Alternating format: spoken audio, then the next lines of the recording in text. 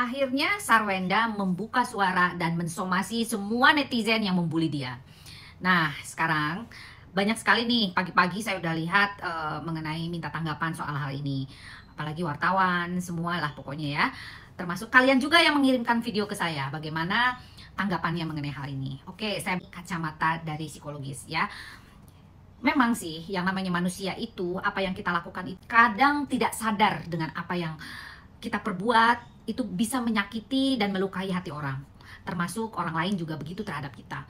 Tanggapan apapun terhadap kita dianggap bahwa itu sesuatu yang menyakitkan buat diri kita.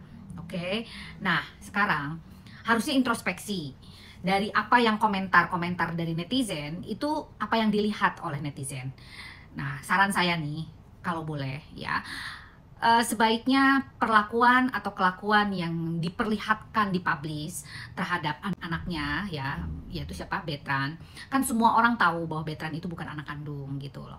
Sebetulnya anak kandung aja kita harus batasi dengan sikap dan perilaku, apalagi dia sudah menjelang dewasa gitu loh, karena kurang elok lah dengan hal-hal yang diperlihatkan secara vulgar dan sensitif gitu loh, karena ini hal-hal yang sensitif nih yang harus kita kacamatanya itu kita harus melihat dari sisi yang betul-betul jangan dipublish ke muka umum gitu.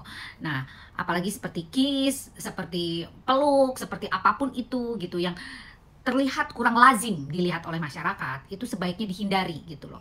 Ya, baik secara formal dan non formal sih sebetulnya ya. Walaupun kita sayang banget terhadap anak kita ya, ada batasan-batasan yang harus kita lakukan gitu untuk kesehatan mental kita gitu loh. Dan Betran itu kan sekarang sudah dewasa, ada naluri atau ada mungkin libido naik atau apa hasrat dan keinginan itu ya, maksudnya ya dalam tanda kutip mungkin saja bisa terjadi gitu loh, karena kan berlainan jenis dan sebagainya.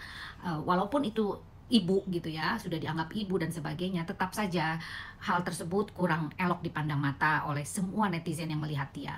Terkadang gini, ada orang yang tidak bisa melihat sesuatu yang vulgar gitu loh, jadi pasti berpikirannya negatif gitu loh. Nah, untuk menghindari hal itu ya sebaiknya kita tidak mempublish hal-hal yang berhubungan dengan hal-hal yang sensitif seperti ini gitu ya. Jadi saya sih bicara agak hati-hati nih, karena apa?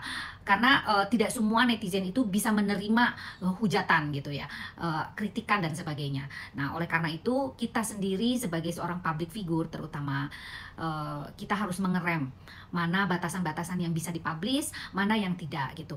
Kalau bicara tentang itu kan hak asasi saya dan sebagainya, semua punya hak asasi loh ya.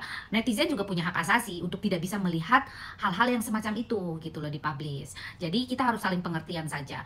Apalagi di sini masalahnya ini kan sudah menjadi konsumsi publik gitu loh. Jadi semua orang bebas berkomentar. Pesan untuk Sarwenda gitu ya.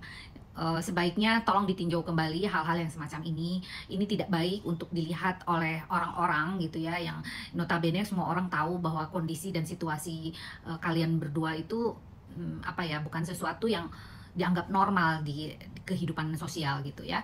Jadi tolong dibatasi dan introspeksi.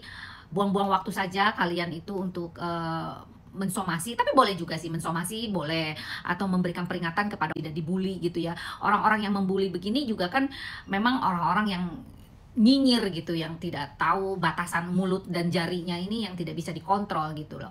Atau mungkin buzzer-buzzer yang memang kurang suka dengan kalian gitu, bisa saja dihembuskan. Jangankan kalian, saya aja sering kok dibully gitu loh, apalagi dengan statement-statement yang menurut netizen itu kurang sehati dengan dia gitu ya. Ya sudah, jadi ini adalah bagian dari resiko dan konsekuensi. Kita harus legowo, bisa menerima apa yang menjadi sebuah perlakuan kita terhadap diri kita sendiri nih, yang bisa mengomentari dan dikomentari oleh semua netizen seluruh Indonesia terutama gitu loh. Oke, gitu aja ya. Sekarang netizen juga please janganlah membuli lah, nggak baik ya.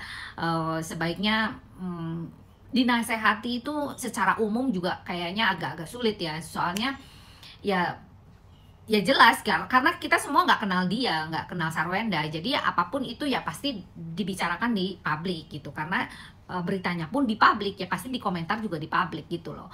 Jadi kita saling pengertian saja. Kalau kita memang tidak mau ada perundungan atau tidak mau ada protes dari orang-orang, yang sebaiknya kita batasi perlakuan kita. Seperti itu ya.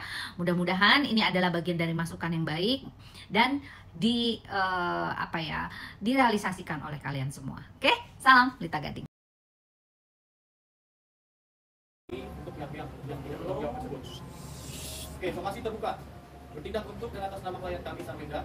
Dengan ini kami menyampaikan somasi terbuka sebagai tindak lanjut atas dugaan adanya informasi atau informasi elektronik yang menyerang kehormatan atau merusak nama baik dan harga diri klien kami, berupa gambaran atau tulisan yang dituduhkan atau fitnah kepada klien kami dengan maksud diketahui umum dan merugikan klien kami, yang diduga dilakukan oleh pemilik akun TikTok, diantaranya Cancer @andai05 Suka Bakso _Aya04 Jaya Mulia @mobil dan fullcheckbio @full.check.bio, dan yang terakhir J2_P J2_APS.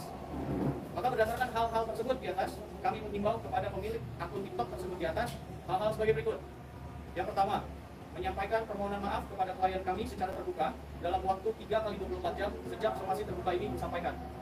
Yang kedua, menghapus tulisan dan atau gambar atau foto dan atau video yang berisi tuduhan atau fitnah yang menyerang kehormatan atau merusak nama baik dan harga diri klien kami. Dan apabila belum ada realisasi sampai batas waktu sebagaimana disebutkan di atas, maka klien kami akan menggunakan hak sebagai warga negara untuk mengambil langkah hukum dengan mengajukan laporan pidana melalui Kepolisian Negara Republik Indonesia dan atau pengajuan gugatan perdata. Bahwa dengan ini, klien kami juga akan mengambil langkah hukum terhadap pihak-pihak lainnya yang diduga dengan sengaja menyerang kehormatan atau nama baik klien kami dengan cara menuduhkan suatu hal dalam bentuk gambar, tulisan, dan atau informasi elektronik dan atau dokumen elektronik dengan maksud supaya hal tersebut diketahui umum dan merugikan klien kami, yang dilakukan melalui sistem elektronik termasuk namun tidak terbatas pada aplikasi TikTok, Instagram, X atau Twitter, dan channel YouTube sebagaimana diatur dalam pasal 27A Junto pasal 45 Undang-Undang Nomor 11 Tahun 2008 tentang ITE sebagaimana telah diubah sebagian oleh Undang-Undang Nomor 1 Tahun 2024 atau pasal 310 ayat 1 dan 2 KUHP dan atau aturan hukum lainnya.